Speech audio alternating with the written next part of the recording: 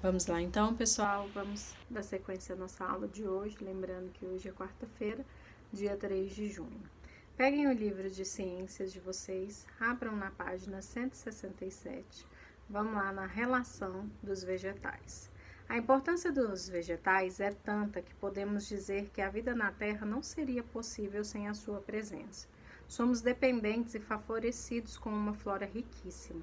Os vegetais estão presentes na nossa alimentação, no vestuário, nos medicamentos, nos móveis, na decoração e afins.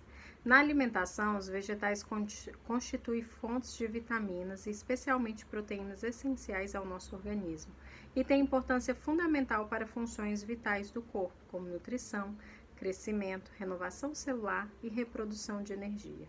Na medicina, são utilizadas no preparo de remédio e na indústria, na fabricação de borracha, papel, móveis, tecidos, ceras, óleos, entre tantos outros produtos. Os vegetais têm favorecido o homem também na indústria de móveis e construção civil, assim como na arborização urbana, onde são plantados em casas, cidades, praças e parques. Então, olha lá, confecção de roupas, linha e algodão, confecção de móveis, que é a madeira, alimentação, frutas, verduras e hortaliças, né? Os vegetais, diferentemente de outras espécies de seres vivos, apresentam alguns recursos que os ajudam a se relacionar com o ambiente onde estão inseridos. As partes que compõem os vegetais lhe permitem perceber as mudanças no ambiente e os ajudam a realizar certas atividades necessárias à sua sobrevivência, tais como a busca de luz e água. Então, olha lá, algumas espécies vegetais possuem armadilhas, como capturar insetos, como é o caso das plantas insetívoras. As folhas das mimosas, por exemplo, se encolhem quando são tocadas. As plantas se curvam de acordo com o movimento solar em busca de luz para produzir mais energia. O caule do girassol, por exemplo, segue o sol durante todo o dia. Com a chegada da noite, a planta volta à sua posição original. Então, as plantas, elas têm alguns mecanismos, né, para elas conseguirem sobreviver. Elas se adaptam ao ambiente onde estão inseridas, de forma que tenham sua sobrevivência garantida. Nas florestas tropicais úmidas, as folhagens dos vegetais costumam ser densas, o que deixa o ambiente úmido e com pouca luminosidade. No deserto, por exemplo, como o solo é pobre em nutrientes, as plantas que conseguem se desenvolver crescem e se reproduzem em pouco tempo. Alguns cactos, por exemplo, como estão em regiões muito quentes e secas, no lugar de folhas possuem espinhos que ajudam a reduzir a perda de água, pois em ambientes quentes e secos, as folhas tendem a perder água no momento da respiração, quando os estômagos se abrem para a passagem dos gases, certo? Então vamos lá, pessoal. Dá um pause aí. Façam as páginas para mim 169 e 170. Vamos falar um pouquinho aí sobre a relação dos vegetais. Para quem já despausou, já terminou, vamos lá fazer nossa correção. Número 1. Escreva o que você compreende sobre a forma como os vegetais se relacionam. Bom, aí é o que vocês entenderam, né? Como vocês acham? Como que você compreendeu que eles se relacionam? Eles se relacionam de várias formas, né? Entre eles vê que eles se relacionam entre a natureza, certo? Igual, por exemplo, o girassol, que vai se moldando para pegar a luminosidade do sol. Tem as plantas que pegam os insetos, né? Então, assim, tem algumas relações aí. Então, eu quero que vocês me expliquem aí o que vocês entenderem e depois eu irei listar. Número 2, cite alguns exemplos de como as plantas se relacionam com o ambiente.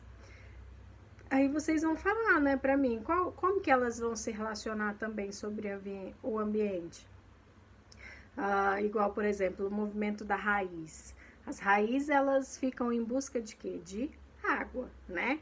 Então, eu quero que vocês coloquem para mim. Então, a raiz, ela está em busca da água, estão em busca de luminosidade do sol, né? Tem algumas que, igual essa aqui, que ela tem armadilhas, né, para capturar os insetos, né? Então, vocês vão me explicar aí como que elas se relacionam. Número 3. Alguns vegetais do deserto se relacionam com o ambiente e acumulam água. Pesquise algumas espécies e como isso acontece. Depois escreva em seu caderno o que encontrou.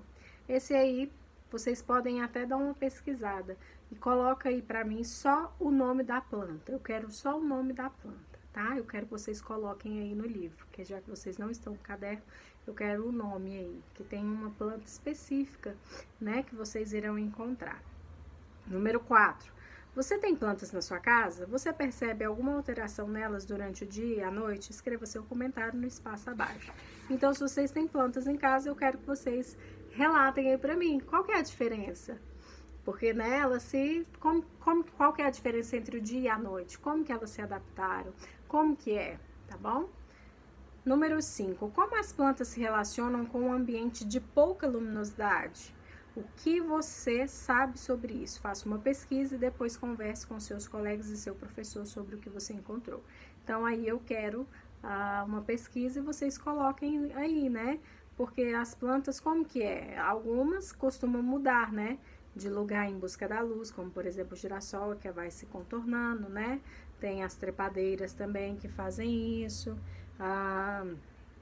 Algumas estendem as folhas, então eu quero que vocês pesquisem e coloquem aí para mim, certo? Número 6. Os cactos são capazes de armazenar água, porque os espinhos ajudam nesse processo. Registre suas conclusões e apresente-as para os colegas. Então, vocês vão colocar aí para mim também, né? Com os espinhos no lugar das folhas, o vegetal, ele evita a perda de água, né? No momento da respiração. Então, é por isso que ele consegue armazenar a água aí nele, né? E número 7, pesquise em jornais ou revistas, fotos ou ilustrações de um vegetal e colhe no espaço a seguir. Pesquise também sobre como esse vegetal se relaciona com o ambiente e escreva abaixo. Depois mostre para os seus colegas as informações que você obteve. Aí, no caso, se vocês não tiverem, porque eu sei que vocês irão pesquisar na internet, se não tiverem impressora para imprimir, desenho, tá? Faça um desenho aí dessa planta aí, desse vegetal, de como que ele se relaciona com o ambiente, certo? E escreva aí abaixo, tá bom, pessoal? Então, essa foi nossa aula de ciências de hoje. Vamos lá para a próxima.